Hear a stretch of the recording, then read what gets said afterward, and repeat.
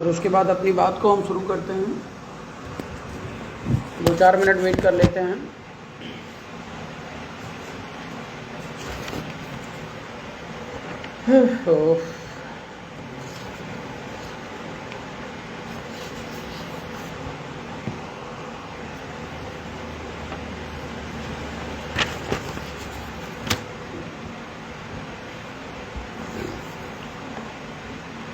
जय भारत। जो साथी देख रहे हैं थोड़ा कमेंट करके बताएं हमारी आवाज़ आप तक पहुंच रही है।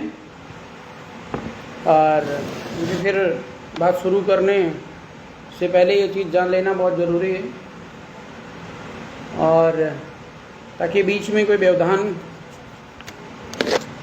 न क्रिएट हो। अतुल जी जय भारत। आवाज़ स्पष्ट करें, आवाज़ आप तक पहुंच रही है नहीं?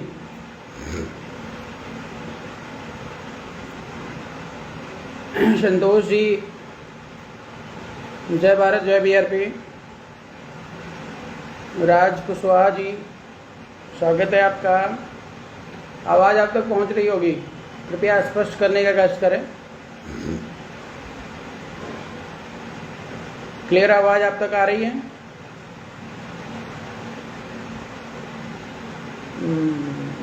जय भारत, जय प्रकाश जी।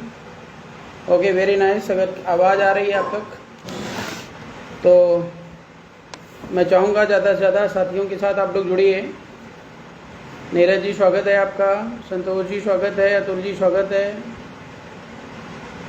और आज काफ़ी दिनों के बाद, कहने का मतलब तो कम से कम 3-4 महीने तो हो ही गए होंगे, आपके बीच में लाइव आने का एक सुनहरा अवसर मिला और अपनी बात रखना चाहते हैं अपने माध्यम से। आप सभी लोगों से निवेदन है कि ज़्यादा से ज़्यादा संख्या में जुड़ें। आप विशेष तौर से बताएं कि जनता जनार्दन, जो भी युवा साथी हमें सुन रहे हैं, उनसे निवेदन है कि वे लोग भी प्रेजेंट रहें।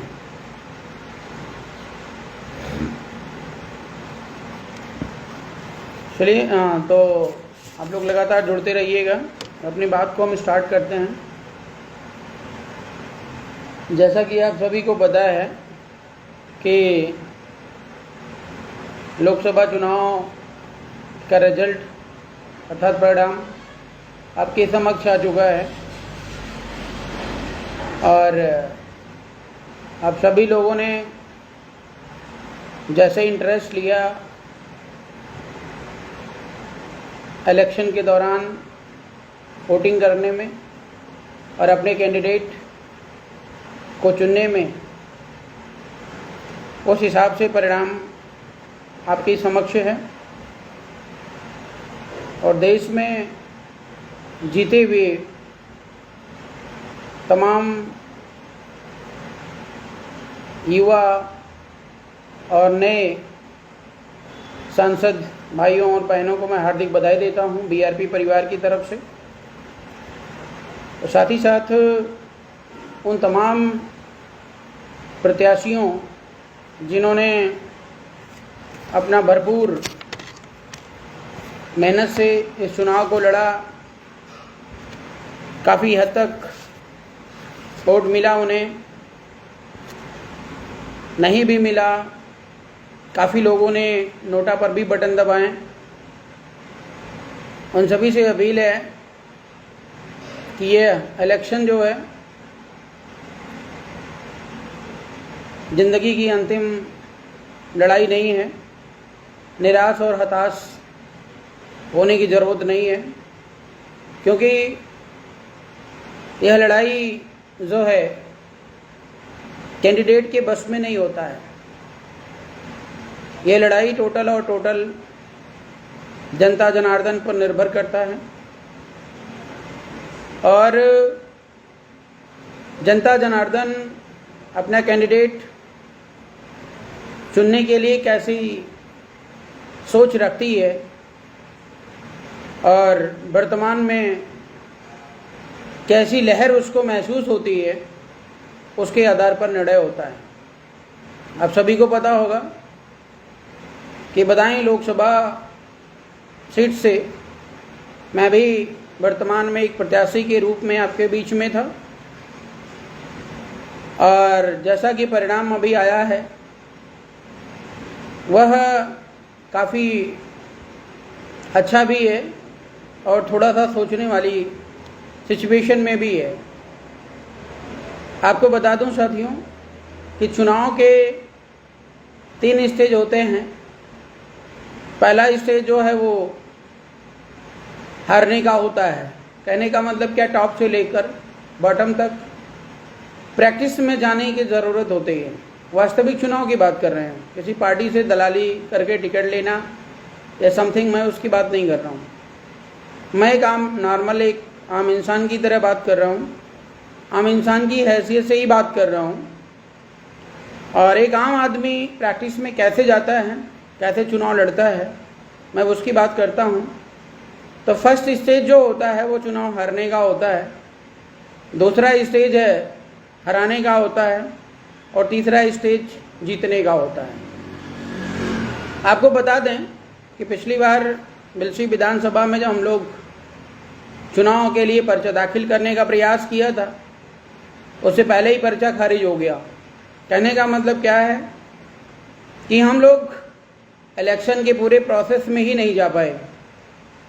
दूसरा मौका मिला इस बार लोकसभा चुनाव का, तो हम पूरे प्रोसेस में गए, कहीं पर भी हमें कोई दिक्कत नहीं हुई। और बदायूं के क्षेत्र में, गली मोहल्ले में जितना समय हमको मिला, हम लोगों ने दिन रात मेहनत करके, हमारे युवा साथियों बदायूं के सभी को मैं दिली आभार व्यक्त करता हूं, जिन्होंने तन मन धन से लग करके साथ सहयोग दिया। हम लोग गली गली में जा करके अपने जो भी तौर तरीके थे उसके माध्यम से प्रचार प्रसार किया। इसके पीछे हमारा 2 उद्देश्य था। वो उद्देश्य ये, पहला उद्देश्य ये था कि पूरी फुल प्रैक्टिस में जाना कि आखिर अगर हम चुनाव मैदान में उतरते हैं तो हमारे सामने कौन कौन से व्यवधान आते हैं, कौन कौन सी रुकावटें आती हैं, कहाँ पर धांधली होती है, कहाँ पर चालाकी होती है। वो चीज़ देखने का, समझने का और प्रैक्टिस करने का पूरा मौका मिला। इसके लिए मैं बदायूं प्रशासन को बहुत आभार व्यक्त करता हूं। और मुझे पूरे बदायूं इलेक्शन के दौरान कहीं पर भी मैं इसका श्रेय मिस्टर नरेंद्र मोदी की ईमानदारी, बीजेपी की ईमानदारी को नहीं देना चाहूँगा, लेकिन वहाँ के जो जिलाध्यक्ष महोदय हैं, जिलाधिकारी महोदय और पूरे प्रशासन की जो टीम है, एसपी से लेकर डीएसपी तक सब, इस बार पिछली बार जो हमने बिलसी के चुनाव में देखा था उससे बहुत डिफरेंट देखने को मिला। और पूरी जो है नम्रता के साथ निष्पक्षता से इलेक्शन को प्रोसीड किया गया और अंतिम मोमेंट तक काउंटिंग में भी जो भी चीज़ें देखने को मिली वो पूरी बारीकी और निष्पक्षता से देखने को मिली। मुझे पूर्ण विश्वास है कि बीजेपी की तरफ से धमकियां और फ़ोन कॉल्स आए होंगे, लेकिन जिलाधिकारी महोदय के निष्ठा देश और समाज के प्रति, अपने कर्तव्यों के प्रति उन्हें शायद विचलित नहीं होने दी। और ऐसे में प्रशासन की टीम को बहुत बहुत आभार व्यक्त करता हूं बार बार, और उम्मीद करता हूं कि भविष्य में अन्य भी अधिकारी लोग इस प्रकार का चुनाव संपन्न कराने में अपनी अहम भूमिका निभाएं, क्योंकि ये देश किसी के बाप की बपौती नहीं है। हमारा, आपका, हर भारतीय नागरिक का समान अधिकार है और हर व्यक्ति को निष्ठा और ईमानदारी से देश समाज हित में न्यायपूर्वक काम करने की ज़रूरत होती है। कौन जीतेगा कौन हारेगा ये समय निर्धारित करता है। कहीं पर भी चोरी बदमाशी करना, छीन कर ले जाना, लूट लेना, ये सब कहीं ना कहीं विदेशी जो है एक्टिविटी का परिचायक है, और जो बीजेपी बहुत धड़ल्ले से करती आ रही है। और बदायूं सीट को छोड़ करके न जाने कितनों सीटों पर मैं आपको बता दूं, दिल्ली में भी बहुत सारी सीटों पर बीजेपी, बहुत सारी सीटों का मतलब 7 की 7 सीटें उन्होंने अपने कब्जे में कर लिया। केजरीवाल जी जेल में या कह लो मानसिक रूप से परेशान हैं और अन्य लोग यहाँ पर लड़ने वाले नहीं थे। दूसरी बात क्या है कि पूरा का पूरा सिस्टम को हाईजैक करके 7 की 7 सीटें यहाँ पर जो है बीजेपी वालों ने अपने खाते में कर लिया, जबकि यहाँ कोई लहर नहीं है, कोई पूछने वाला नहीं है, लेकिन जीत रहे हैं, लहर बनाई जा रही है। उत्तर प्रदेश में भी काफ़ी हद तक जो है बीजेपी वालों ने लूटने का प्रयास किया जहाँ जैसा मौका पाया, यहाँ तक कि चुनाव आयोग भी जो है डायरेक्ट और इनडायरेक्ट तरीके से बीजेपी का साथ देता रहा। साथियों, बात आगे बढ़ाने से पहले मैं दूसरा उद्देश्य आपको बता दूं। एक तो उद्देश्य मैंने आपको बताया कि हम प्रैक्टिस करने गए हुए थे बदायूं, और बदायूं की जनता जनार्दन ने जो रिजल्ट दिखाया मैं उससे बहुत संतुष्ट हूं, बहुत खुश हूं। खुश इसलिए हूं क्योंकि हमारा दूसरा मिशन आपके इस रिजल्ट और परिणाम से सफल हुआ है। दूसरा ये कि बदायूं में हमने जो है बीजेपी का कहर देखा है, बीजेपी का आतंक देखा है। चारों तरफ जो है बीजेपी बीजेपी बीजेपी, और वहाँ के लोगों की अक्सर जो सोशल और पॉलिटिकल टाइप के व्यक्ति हैं, उनकी सोच ऐसी बन गई है कि बीजेपी के सिवा इस संसार में कुछ है ही नहीं। तो दूसरा उद्देश्य हमारा ये था कि उनकी इस गुलामी भरी सोच को हटाना, भगाना या उनके दिमाग से निकालना। दूसरा ये कि जो है बीजेपी को बदायूं से खदेड़ना, अर्थात बदायूं को बीजेपी मुक्त बनाना। और वह मेरे अकेले बस की बात नहीं थी, वह आप सभी ने बना दिया। तो कहने का मेरा मतलब कि इस चुनाव के दौरान हमारे पास दो सफलताएं हमारे हाथ में हैं। पहली सफलता ये कि हमने फुल प्रैक्टिस, क्योंकि अभी जीवन और राजनीति की शुरुआत तो अभी कर रहे हैं, और इस शुरुआत में पूरी फुल प्रैक्टिस हमने बदायूं में कर ली कि इलेक्शन कैसे होता है, क्या प्रोसीडिंग होती है, नीचे तक बॉटम तक किन किन समस्याओं का सामना करना पड़ता है, ईवीएम मशीन में कैसे लूट हो सकती है, कहाँ कहाँ रक्षा सुरक्षा करने की ज़रूरत पड़ती है। और दूसरा ये था कि बदायूं से बीजेपी को मुक्त करना, पहला जो उद्देश्य है। क्योंकि आपको पता है कि इंडिया गठबंधन में बीआरपी का पूरा सपोर्ट और साथ रहा है, लेकिन हमने स्पेशली बोला कि इंडिया गठबंधन का हम साथ और सपोर्ट पूरे देश में तो दे रहे हैं, लेकिन बदायूं में इंडिया गठबंधन को हम सपोर्ट नहीं करेंगे। इसी बात को लेकर के हमने अखिलेश यादव से भी बात करी, राहुल गांधी जी से भी मैंने बात करी। तो राहुल गांधी जी तो इस मामले को लेकर के तैयार हो गए थे कि भाई बदायूं से आरपी मौर्य को लड़ा दिया जाए, लेकिन कहीं ना कहीं जो अखिलेश यादव हैं वो अपने जो है भाई भतीजे बाद से अभी तक निकल नहीं पाए हैं, और उन्होंने जो है अपने भतीजे को, भाई को लड़ाया, मीन्स चचेरे भाई को लड़ाया, और वास्तव में जो है भारी बहुमत से जो है विजयी हुए। मैं उनको भी बधाई देता हूँ। तो साथियों, कुल मिला करके अब बदायूं जो है उत्थान के मार्ग पर है। कहने का मतलब बीजेपी मुक्त बदायूं बन चुका है। अच्छा, दूसरी बात ये मैं कहना चाहूँगा कि जब आप सपा के पास आते हैं, समाजवादी पार्टी के पास आते हैं, तो मैं आपको बता दूं, स्पष्ट बता दूं, विदाउट एनी डिप्लोमेटिक वे में, कि जो है सपा एक परिवारवादी पार्टी है। उसको देश, दुनिया और समाज से कोई विशेष मतलब नहीं है। ये बात आप ध्यान से समझ लीजिएगा, क्योंकि सारी सोच जो आपकी है वही परिणाम देती है। एक घर एक परिवार, एक घर एक परिवार, बहू बेटी पत्नी, ये समाजवादी पार्टी है। नाम तो उसका समाजवादी पार्टी है, लेकिन काम पूरी तरह परिवारवादी है। बदायूं में समाजवादी पार्टी को बहुमत मिली। शिवपाल यादव जी का बेटा आदित्य यादव ने जीत हासिल की। इसके पीछे एक ही रीजन था, एक ही कारण था। कारण ये था कि वो शिवपाल यादव का बेटा था। आप अपनी बात करिए या एक आम आदमी की बात करिए तो आपको राजनीति समझ में आ जाएगी, बदायूं के लोगों की सोच समझ में आ जाएगी।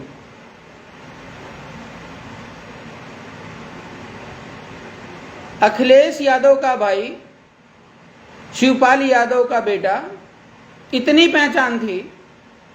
उसके बाद आपने देखा होगा कि एक सोशल मीडिया पर अश्लील वीडियो भी अगले के खिलाफ वायरल हो रही थी, वो न्यूट्रल हो गया, नलीफाई हो गया, उस पर किसी ने गौर नहीं किया। जबकि वह व्यक्ति यह भी बोलता फिर रहा था कि ये सब मेरी बहनें हैं, और अपनी बहनों के साथ अश्लील फोटो और वीडियो अगले की पकड़ी गई, और जो कॉलेज टाइम की बता रहा था। और आपको ये भी पता है कि जब लोग बड़े लेवल पर हो जाते हैं तो ये सब चीज़ें उनके लिए बहुत ही कॉमन हो जाती हैं। बहन बेटियों की इज्जत के साथ खेलना, अश्लील वीडियो बनाना, विदेशों में भ्रमण करना, तमाम प्रकार की चीज़ें। और मुखिया समाजवादी पार्टी पूर्व मुखिया जो थे मिस्टर मुलायम सिंह यादव, उन्होंने ये भी बात कह दी थी कुछ दिन पहले कि लड़कियों से गलती हो जाती है। कहने का मतलब क्या है, संस्कार उन्हें वो चीज़ विरासत में मिली है, और जैसा पुरखों की सोच है वैसा बच्चों में भी देखने को मिलेगा। तो मैं यहाँ पर यह कह रहा हूँ बदायूं वालों को कि बदायूं वालों ने बीजेपी को हराकर बहुत बड़ी तीर नहीं मारी है, बहुत बड़ी तीर नहीं मारी है। लड़ाई अभी और आगे आपको लड़नी है। क्यों लड़नी है? क्योंकि बीजेपी एक जो है मनुवादी पार्टी, शोषणकारी पार्टी, झूठी और जुमलेबाज पार्टी, विदेशी नियम और कानून की पार्टी, ये जब आपके बीच में आती है तो आपके भाई ही भतीजे को आपके बीच में उतार कर आपका ही शोषण करने का प्रयास करती है। तो वो तो हटाना आपके लिए बहुत ज़रूरी था और आपने उसको हटाया। इसके लिए मैं आपका पुनः आभार व्यक्त करता हूं। और अब दोबारा बीजेपी बदायूं में ना आए, इसके लिए आप सभी को लगकर प्रयास करने की ज़रूरत है। दूसरी ये कि समाजवादी पार्टी को ज़मीनी लेवल पर आप जब सर्वे करेंगे तो देखेंगे और पाएंगे कि समाजवादी पार्टी का आतंक बदायूं में चरम पर पहले रहा था। एक किसान भाई से मैं बात कर रहा था तो अगले ने बोला कि भैया बीजेपी के शासनकाल में गाय और बैल को तो एक किसान भाई ने बोला कि जो है बीजेपी के शासनकाल में गाय और बछड़ों से तो हम खुद को प्रोटेक्ट कर लेते हैं, बचा लेते हैं, लेकिन सपा के शासनकाल में हम अपने खेत खलियान और अपने जो भी चीज़ें हैं अमानत को कैसे रखाएंगे, क्योंकि इंसानों से बचा पाना वो बहुत कठिन काम होता है। कुल मिलाकर मेरा ये कहने का मतलब क्या है कि बीजेपी के शासनकाल में तो सांड घूमते हैं खुले, लेकिन अखिलेश यादव के शासनकाल में खुले जो है गुंडे और बदमाश घूमते हैं, चोर घूमते हैं। ये बात कटु सत्य है, ज़मीनी हकीकत पे बदायूं की जनता जानती है। अब लहर आपने क्या देखा, क्या प्लान बनाया, कैसे बनाया? मुझे ये पता था कि अगर मैं बदायूं से चुनाव नहीं लड़ूंगा तो निश्चित तौर पर बीजेपी को कोई रोक नहीं पाएगा, और बीजेपी को रोकने में मानसिक स्थिति जो विशेष तौर से मौर्य समाज की उसको बदलने में, उसको कंफ्यूज करने में बीआरपी अर्थात आरपी मौर्य की बहुत बड़ी भूमिका रही है। ज़मीनी स्तर पे सभी साथी हमारे जानते हैं। न जाने वहाँ पे कितने दलाल सोच के लोग जो बीजेपी में दलाली करते हैं, उन लोगों ने हमसे बात तक करना बंद कर दिया था कि भैया आपको यहाँ से लड़ना नहीं चाहिए था, आप दिग्विजय सिंह को, दुर्विजय सिंह को हरा देंगे, ये करेंगे वो करेंगे। जबकि मुझे नहीं पता कितना कम वोट मिलेगा या समथिंग कुछ और रिजल्ट आएगा, परिणाम आएगा। मुझे अनुमान ये था कि कम से कम जो है लाखों की संख्या में वोट बैंक मेंटेन होगा तो जो है बीजेपी वाले अपने आप हार जाएंगे। ये समीकरण लेकर हम बैठे थे, लेकिन जो वोट हमें मिलना चाहिए था वो वोट कहीं ना कहीं जो है सपा को ट्रांसफ़र हो गया। उसके पीछे कारण मैं आपको बता दूं कि आपके बगल में आंवला सीट है। आंवला सीट से मिस्टर नीरज कुमार मौर्य जी चुनाव मैदान में थे समाजवादी पार्टी से।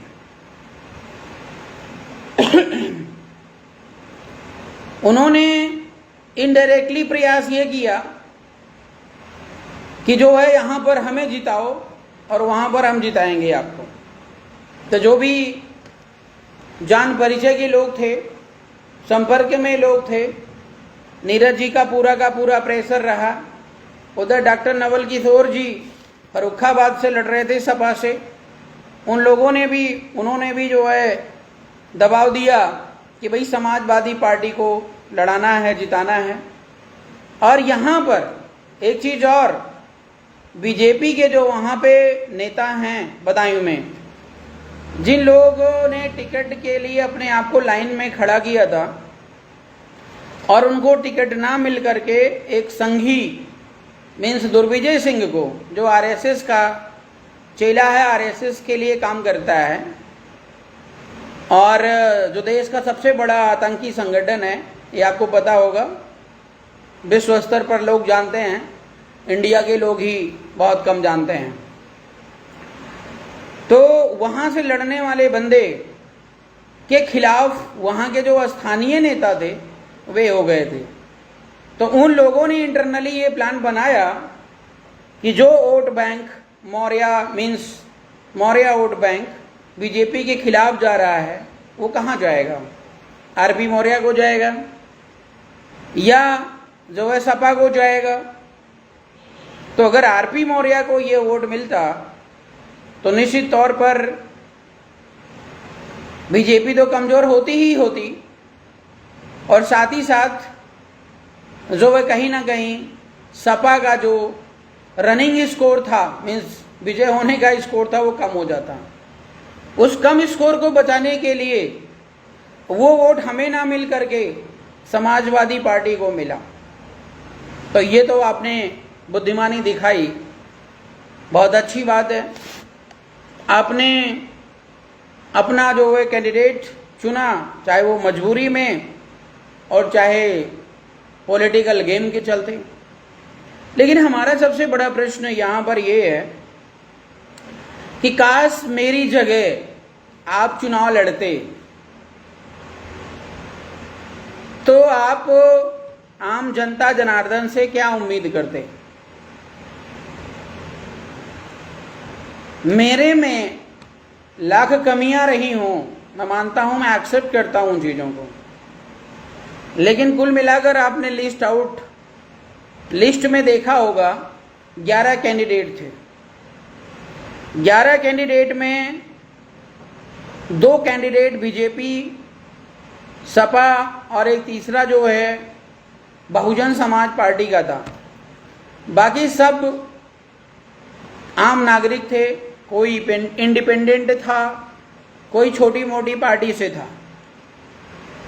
मतलब आपकी सोच यहाँ पर मैं पूछना चाहता हूँ, ये मैं स्पेशली एक बदायूं की बात नहीं कर रहा हूँ, मैं पूरे देश की सीटों की भी बात कर रहा हूँ पैरेलल में।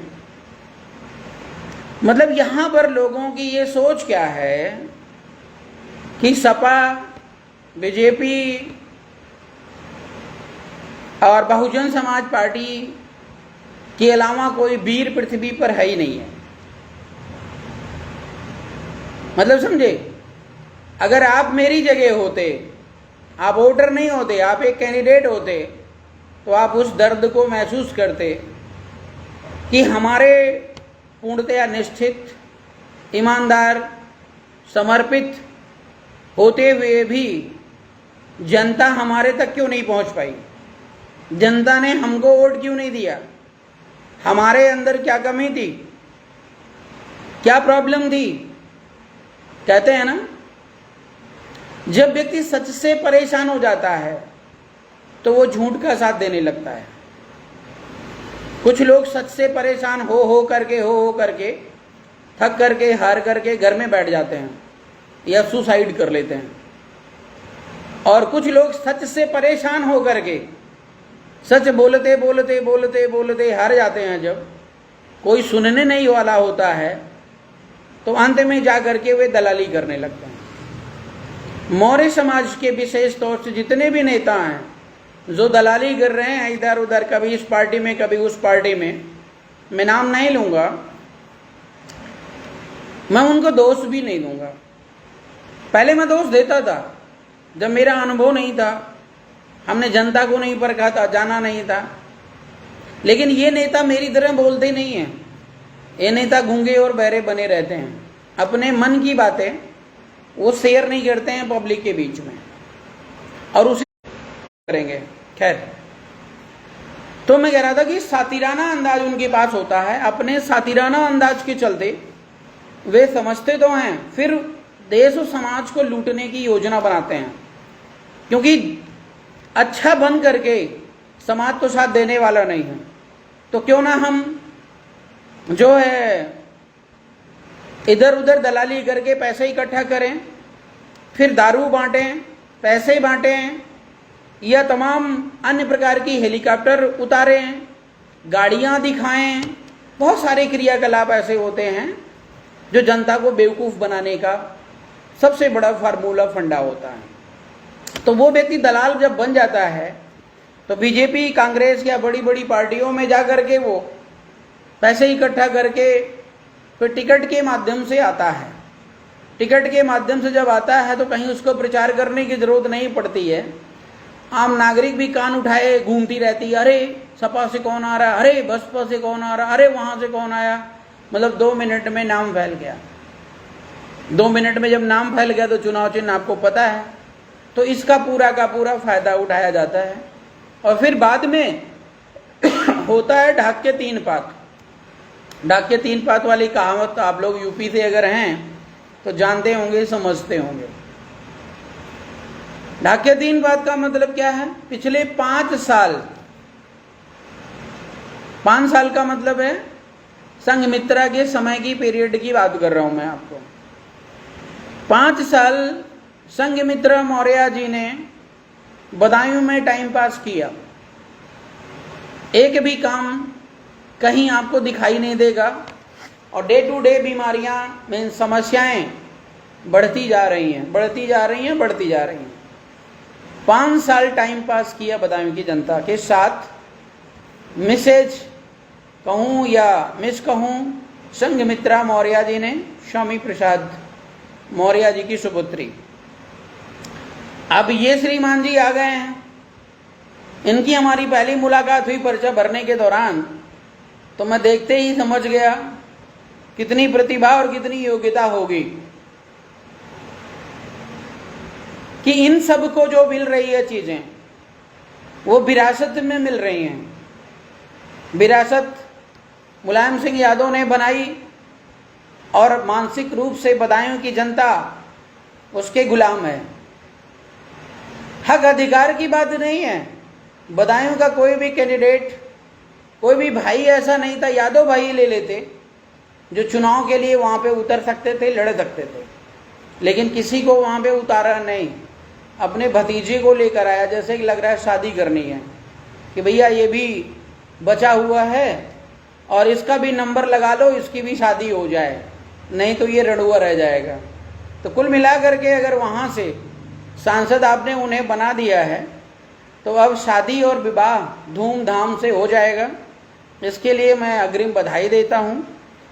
दूसरी बात यह है कि बदायूं की जनता को अभी भी उन समस्याओं को झेलना है जो संघमित्रा मौर्य के समय में आपने झेला है। मैं आपको श्राप नहीं दे रहा हूं, लेकिन मुझे पता है कि अगला बंदा भी कुछ करने के काबिल नहीं है।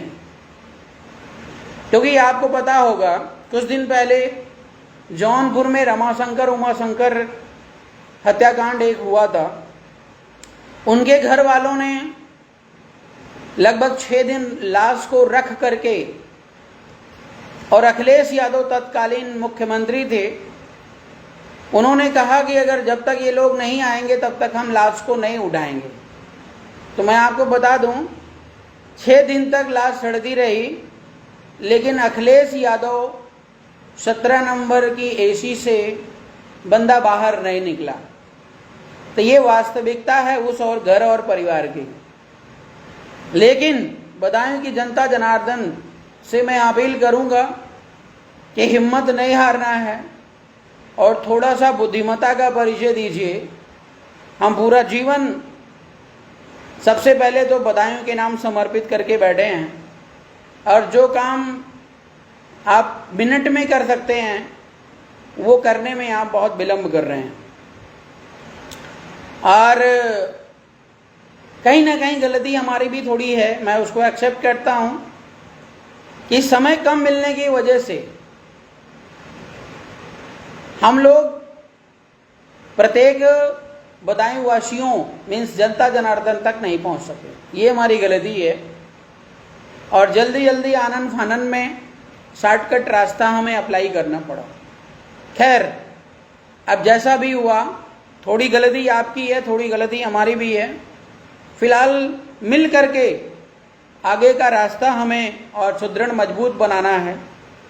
और मेरा आपसे निवेदन है कि आज नहीं कल बीजेपी को तो आपने भगा दिया, अब सपा को भी वहाँ से खदेड़ना है। क्योंकि सपा वाले हमेशा दावा करते हैं कि ये बदायूं सपा का गढ़ है। ऐसा नहीं है, किसी का कोई गढ़ नहीं होता है। मतलब गढ़ होने का मतलब आप समझ रहे हैं कि वह हमारा किला है, वहाँ के राजा हम ही हैं। तुम्हारे बेटे और बेटियां जो पैदा होंगी वे आजीवन हमारी सेवा में समर्पित रहेंगे। ऐसी सोच और मानसिकता के लोगों को आप लोग जिता रहे हैं।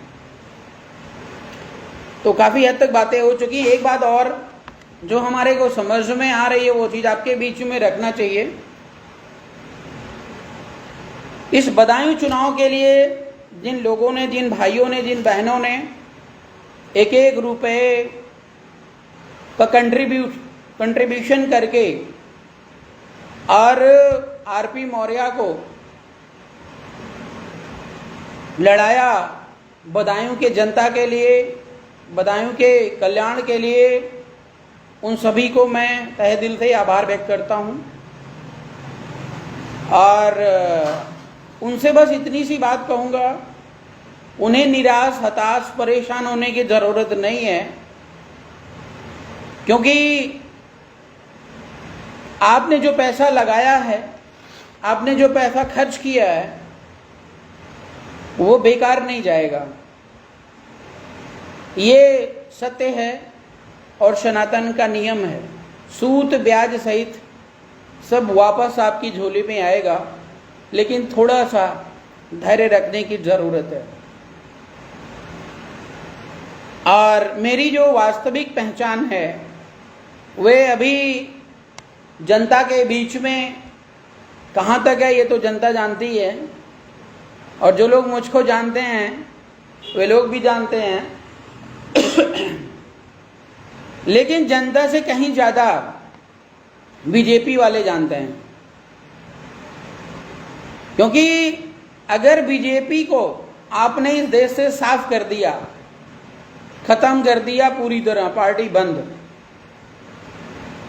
संघ के नाम से कोई प्रचारित करने वाली पार्टी नहीं चलेगी, बीजेपी के नाम से कोई कैंडिडेट आए उसको वोट नहीं देना है, क्योंकि ये चोरों बदमाशों की पार्टी है, लुटेरों की पार्टी है। बताओ, जो ईवीएम लूट ले आ रहा है तो क्या नहीं लूटेगा।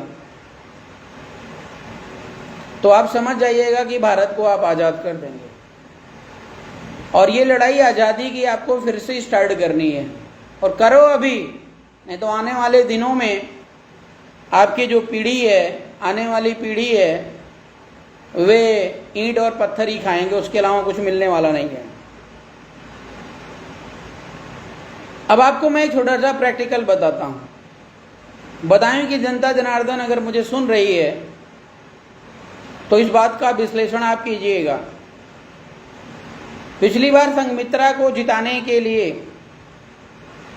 धर्मेंद्र यादव उस समय अपोजिट में कैंडिडेट थे सपा से, और जबकि मेरा सर्वे यह है कि धर्मेंद्र यादव की जो ग्रेविटी है, मीन्स वैल्यू है सामाजिक स्तर पे, शिवपाल यादव और उनके बेटे से कहीं ज़्यादा है। कहने का मतलब सपा का एक दमदार कैंडिडेट था। संघमित्रा नई नई कैंडिडेट थी, बाहर से आई थी। उनको जिताने के लिए मैं आपको बताऊं, स्वामी प्रसाद मौर्य जी पर्याप्त थे। स्वामी प्रसाद मौर्य अपना काफिला लेकर आए और इधर उधर छोटे मोटे जो भी कार्यक्रम उनको करना था करके और माहौल बनाया। आप सभी ने भरपूर वोट दिया और जिताया भी। तब कोई बीजेपी का बड़ा लीडर लाइक प्रधानमंत्री नरेंद्र मोदी जी, लाइक अमित शाह, राजनाथ सिंह और जो भी होते हैं, मैं तो ज़्यादा जानना भी नहीं चाहता हूं इनके बारे में, किसी ने वहां पर जाकर बड़ी बड़ी रैली प्रदर्शन नहीं किया। लेकिन इस बार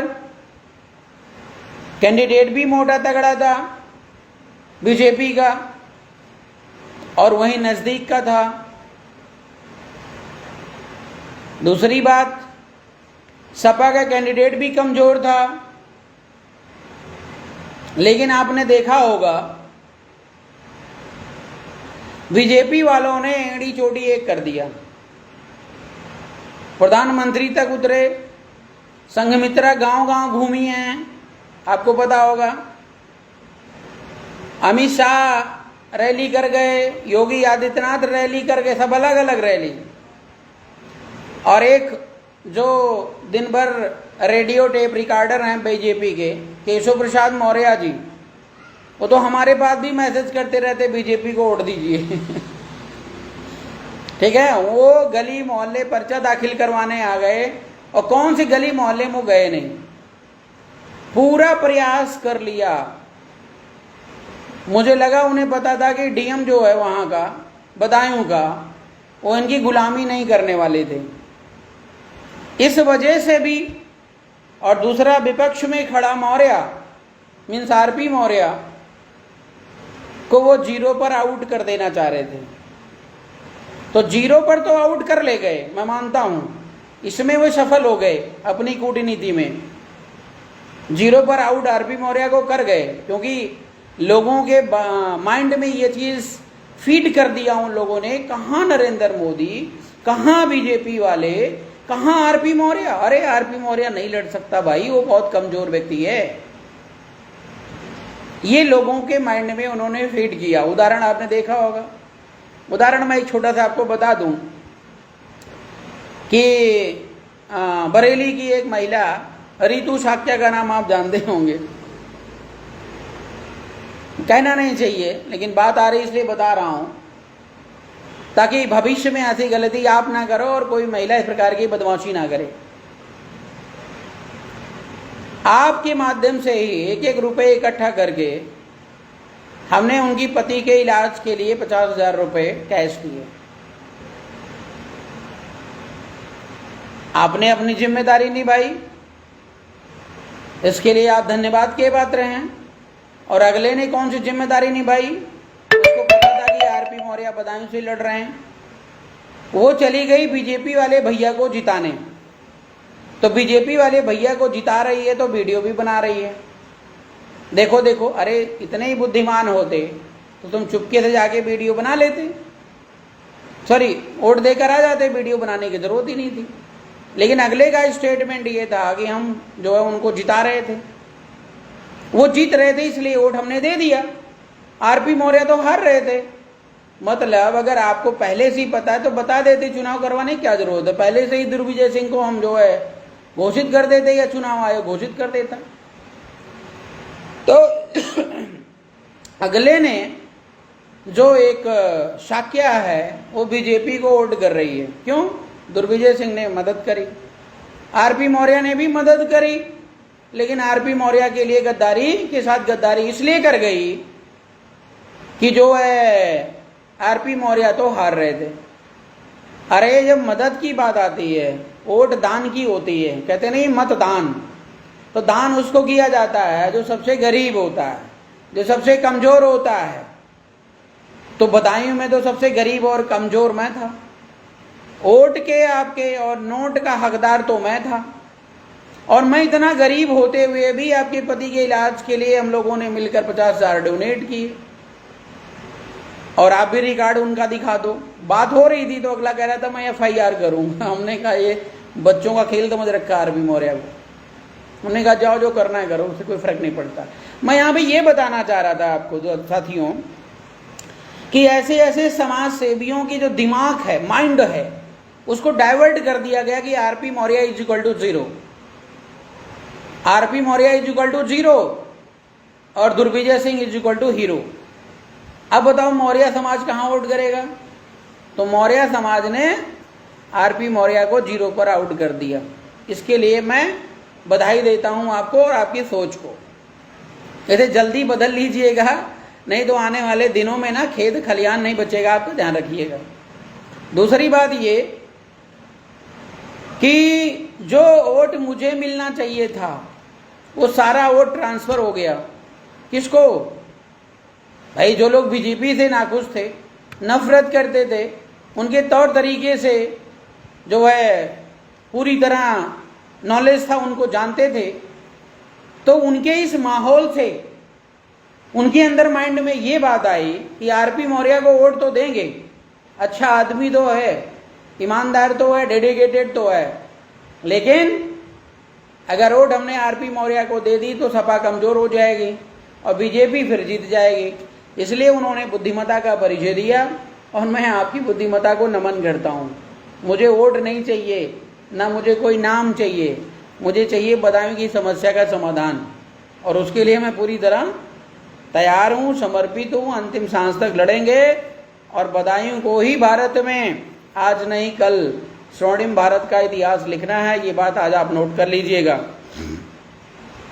और फिर सपा इस तरीके से विजयी हुई। तो मैं समझता हूँ काफ़ी हद तक जो है अपनी बात मैंने आज के इस लाइव प्रोग्राम में बता दी है। और बदायूं में स्वाभिमानी लोगों की संख्या के बारे में मैं थोड़ा आकलन कर रहा था, इस पर भी थोड़ा सा आप सुन लीजिए। ज़्यादा समय नहीं लूँगा क्योंकि आप लोगों के भी खाने पीने का टाइम हो रहा है। 8,562 जो वोट हैं ये नोटा पर मिले हैं। नोटा मैं एक मूसेपुर गांव है, उस गांव में जब मैं गया तो सारे लोग बीजेपी से, सपा से, सबसे नाराज थे। बोले भैया मैं तो नोटा पे बटन दबाऊंगा। सबके सब बदमाश हैं, कोई काम नहीं कर रहा, पूरा गांव सड़ रहा है और कोई यहाँ पे व्यवस्था नहीं, लाइट नहीं आ रही है 20-20 दिन से। जो ये करवाएगा मैं उसको वोट दूंगा। बीजेपी का जो वहाँ पे बिस्तर लगाने वाला, बस्ता लगाने वाला व्यक्ति जो है मेरे सामने गिड़गिड़ा रहा था। ये समस्या और सारे के सारे गले खड़े थे। मैं दोपहर में वहाँ पहुँचा तो वहाँ पर वोटिंग मात्र जो है 2 से 3 मतलब 5% भी नहीं हुई थी वोटिंग। हमने उनको समझाया बुझाया। उस समय मैंने एक वीडियो भी जारी किया था। मैंने आपको बताया कि नोटा पे बटन दबाना मूर्खता है, मूर्खता। जो लोग नोटा, पूरे देश के लोगों को मैं बता रहा हूँ कि अगर आप नोटा पे बटन दबाते हो ना तो आप सबसे बड़े मूर्ख हैं। क्यों? क्योंकि चुनाव आयोग जहाँ पे ईवीएम की लूट करवा रहा है बीजेपी के लिए, अभी FIR भी हो जाएगा मेरे नाम। 3 FIR बदायूं में चल रहे हैं। क्योंकि मैं चुनाव आयोग का नाम लेता हूं तो चुनाव आयोग भी जल जाता है, क्योंकि वो अपनी जिम्मेदारी नहीं निभाता तो FIR तो बनता है फिलहाल। खैर कोई बात नहीं, कर लीजिएगा, वो भी देख लेंगे। तो 8,562 वोट नोटा पे पड़े और ऐसे अन्य लोकसभाओं में भी बहुत सारे वोट पड़े होंगे, लेकिन चुनाव आयोग इसको कहीं रीडिंग बनाता है, कहीं इसका कैलकुलेशन करता है, कहीं फिक्र करता है कि इतने लोग हमारी इस एक्टिविटी से नाराज क्यों हैं? कोई पूछने वाला नहीं है मेरे भाई, कोई पूछने वाला नहीं है। इसीलिए मेरा निवेदन आपसे ये है कि जब भी ऐसी स्थिति में आप हो तो सबसे कमजोर कैंडिडेट जो भी आपको लगता है कि ये बेचारा हार जाएगा, इसको 2 वोट भी नहीं मिलेगा, आप उसको वोट दे दिया करें। हाथ जोड़ के मेरा निवेदन है, क्योंकि जो कैंडिडेट लड़ रहा होता है कहीं ना कहीं उसकी भावनाएं जुड़ी होती हैं, कहीं ना कहीं वो देश को बदलना चाहता है, लेकिन उसके पास संसाधन नहीं है, उसका लोग नाम नहीं लेने वाले हैं। मीडिया की बात करूं, मीडिया खाली 3 लोगों को जानती है, बीजेपी को जानती, सपा को जानती, बाकी सब मर गए हैं, किसी का नाम उनको नहीं पता है। ना कोई इंटरव्यू लेने मेरा आया मीडिया से, ना कोई पेपर में छापने के लिए आया। और बदायूं में मीडिया वालों की लूट तो गजब की है। मेरा जो आपराधिक मैटर है एसडीएम को मारने का, उसको पेपर में मतलब छपवाना था 3 दिन, इलेक्ट्रॉनिक टीवी पर भी मीन्स इलेक्ट्रॉनिक मीडिया पर भी दिखाना था 3 दिन। उसके लिए मैंने 2-2.5 लाख रुपए पे किए। अब आप सोचिए जरा कि जो ये मोदी जी दिन भर प्रचार करते हैं, कितने रुपए खर्च करते, पूरा फ्रंट पे छपा रहता है, दिन भर जो है टीवी में टें टें पों पों चलता रहता है। तो ये जो मीडिया वाले चिटर पटर करते हैं, कितने पैसे लेते होंगे? इमेजिन कर सकते हो? राजनीति एक व्यापार का केंद्र बन चुकी है। और इस व्यापार के केंद्र को खत्म करने के लिए, जैसे अभी इस बार देश की जनता ने बुद्धिमत्ता का परिचय दिखाया है, नरेंद्र मोदी को जो भारी बहुमत से जीतते थे, जो लहर थी वो खत्म कर दिया, उसे भविष्य में भी करना है। हम तो इंतजार कर रहे थे कि वो दिन कब आएगा, और वो दिन आने वाला है। खैर, और यहाँ पर हमने जोड़ा है 25,294 लोग ऐसे हैं जो छोटे छोटे कैंडिडेट को वोट दिए हैं। मैं इनको विशेष तौर से आभार व्यक्त करूँगा और बधाई दूंगा, और निश्चित तौर पर आपका सपना आज नहीं तो कल सफल होगा। साथियों, कहनी तो बहुत कुछ चीज़ें हैं। अभी सरकार बनाने ये लोग जा रहे हैं, बहुत सारी बातें करूंगा तो रात बीत जाएगी। और मुझे लगता है कि आज जो है अपने इस लाइव प्रोग्राम में मैं यहीं पर बाइंड अप करता हूं, और फिर कोशिश मैं करूंगा कि जल्दी आपके बीच में इस देश की वास्तविकता, मैं कोई पत्रकार तो नहीं हूं, लेकिन आप लोगों के बीच में रह करके जो सीखता हूं वो चीज़ शेयर करना, ये हमारी जिम्मेदारी बन जाती है। साथियों, चलते चलते मैं एक छोटा सा प्रकाश और डालूंगा। बदायूं में हमने 4 प्रकार के लोगों को देखा। एक लोग हैं जो बीजेपी में दलाली कर रहे हैं, अंधभक्त हैं, वो किसी भी जाति बिरादरी के हो सकते हैं, वो उनको कितना भी आप समझा लोगे वो समझने वाले नहीं हैं। तो ऐसे लोगों से अनुरोध है कि आपने देखा होगा ना, आपकी अंधभक्ति का परिणाम मोदी की कमर टूट गई। जहां पर रामलला के मंदिर बनाए बुद्ध प्लेस पे, और बता रहे थे कि लोग बड़े खुश हैं, एकदम राम राज चल रहा है, 90 करोड़ रुपए के दिए जल रहे थे वहां पर। वहीं पर मैं आपको बता दूं, अयोध्या जो हमारा नेटिव प्लेस है, वहाँ की जनता ने मोदी को लात मार दिया है। सुन लीजिएगा, अंधभक्त को बता रहा हूँ मैं आपको। तो ऐसा नहीं है, ये सत्य है, सनातन है कि गर्मी किसी की ज़्यादा देर तक नहीं रही है। इसलिए नरेंद्र मोदी की गर्मी अब उतर रही है और धीरे धीरे उतर जाएगी। इसीलिए अंधभक्तों से मेरा अनुरोध है कि वे अपने बारे में, देश के बारे में सोचें, नरेंद्र मोदी के बारे में या बीजेपी के बारे में नहीं। दूसरे हैं गैर जिम्मेदार लोग। गैर जिम्मेदार लोग ऐसे हैं, उनको किसी से कोई मतलब नहीं है, अपनी कमा रहे हैं, अपनी खा रहे हैं, और वोट देने गए नहीं गए इसकी कोई गारंटी नहीं है, और किसी से उनको कोई शिकायत नहीं है। चाहे उनको 4 लात मार दो, चाहे उन्हें बैठा दो, चाहे खड़े कर दो, उनको कोई शिकायत नहीं किसी से, क्योंकि वो राजनीति से ही नफरत करते हैं। तीसरे हैं चालाक चतुर लोग, जो दल बदलू हैं। दल बदलू लोग ऐसे हैं कि वो बड़े बड़े लोग हैं, बदायूं में हैं, पाए जाएंगे, नाम नहीं लूँगा मैं। तो उनको जहाँ से मिलेगा रुपया पैसा, घूमने का तौर तरीका, वो वहाँ चले जाएंगे। ऐसे लोगों को देखकर अगर आप वोट कर रहे हो तो ये सबसे बड़ी आपकी गलती है, क्योंकि इनका काम देश समाज के लिए कुछ करना नहीं, खाली पेट भरना, मजे लेना ही रहता है। तीसरा है स्वाभिमानी, निडर और साहसी लोग। स्वाभिमानी, निडर और साहसी लोग मुझे बदायूं में 25,294 दिखे हैं। अब ये संख्या 25 लाख में करनी है, इसके लिए हम पूरी तरह तैयार हैं। और बदायूं जिले के सभी हमारे युवा साथियों से अपील है कि अभी से कमर कस लीजिए, क्योंकि आगामी 27 का चुनाव आने वाला है। और बदायूं के देश में लड़ेंगे नहीं लड़ेंगे वो बाद की बात बता रहा हूँ, लेकिन बदायूं की 5 की 5 विधानसभा सीटों पे हम अपना कैंडिडेट उतारेंगे और लड़ेंगे दमदारी के साथ। और जो लापरवाही गलती अभी तक हुई है, उस लापरवाही और गलती को हम पूरी तरह एरेडिकेट कर देंगे। तो सभी साथियों को मैं पुनः आभार व्यक्त करूंगा और मैं बदायूं के सर्वांगीण विकास के लिए बदायूं की आम आवाम को जिम्मेदार, समझदार, बुद्धिमान और निर्णय लेने की क्षमता के युक्त बनाना चाहता हूं। और मुझे पूर्ण विश्वास है कि जिन्होंने मुझे नहीं माना है उन्होंने मुझे सुना नहीं है। बस इतनी सी गलती मेरी है और कोई शिकायत नहीं है। और लड़ाई अभी बहुत बड़ी है। आप कांग्रेस को बना लो, बीजेपी को बना लो, कोई फर्क नहीं पड़ता है। 75 सालों से 76 सालों से देश आज़ाद हुए हो गया, अभी देश की समस्या ज्यों की त्यों पड़ी है। लेकिन लोग हर साल, हर 5 साल में परिवर्तन देखते हैं। मुझे कोई परिवर्तन नज़र नहीं आता है।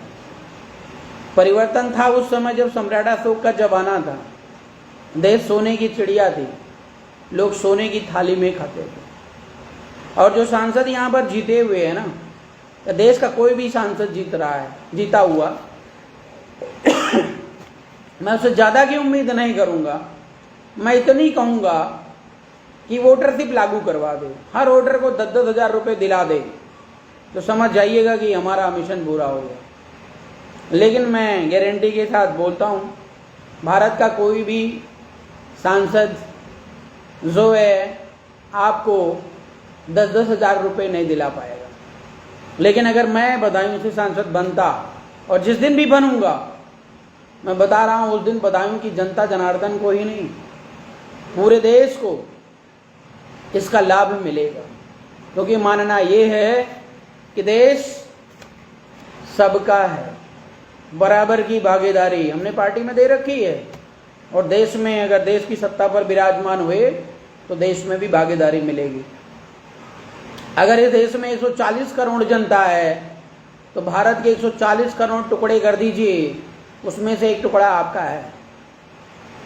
उसको मैंने हिसाब किताब सब कुछ जोड़ के देखा तो प्रति माह 10 हज़ार रुपये आपके खाते में आता है। ये नेता कभी बोलते नहीं। मोदी जी के प्रचार प्रसार की तो कोई सीमा है नहीं भाई, देख देख के पगला जाएगा एक आम इंसान जो राजनीति से मतलब नहीं रखता है, वोट अपने आप दे देगा। तो मोदी की ये पॉलिसी थी, मोनोपोली थी कह लो, या मनोविज्ञान था कि काम साला हो और यह ना हो, हमको कोई लेना देना ना है, सिर्फ प्रचार होना चाहिए। तो प्रचार की गर्मी उतर गई है, सनातन की विजय हुई है। और वह व्यक्ति जो खुद को सनातनी कहता था, उसी सनातन ने उसको लात मार दिया है। और जिस भगवान राम के आड़ में देश को लूटने का प्रयास कर रहा था, धंधा करने का प्रयास कर रहा था, उन्हीं भगवान राम ने उनको अयोध्या से लात मार दिया है। इसलिए मेरा तमाम सारे गुंडे, मवालियों, लुटेरों से अनुरोध भी है कि ज़्यादा गर्मी ज़्यादा दिन तक नहीं चलती। इसलिए इंसान बनो, इंसानियत के मार्ग पर चलो, जीतो, जीतने दो, खाओ, खाने दो, एक दूसरे की रक्षा में समर्पित रहो, इंसानियत को बनाए रखो। बस इसी के साथ आज मैं अपनी बात को विराम देता हूँ और सभी ने इतना समय दे करके सुना, इसके लिए मैं तहे दिल से आभार व्यक्त करूँगा और जल्दी ही मिलूँगा राजनीतिक विश्लेषण को लेकर के।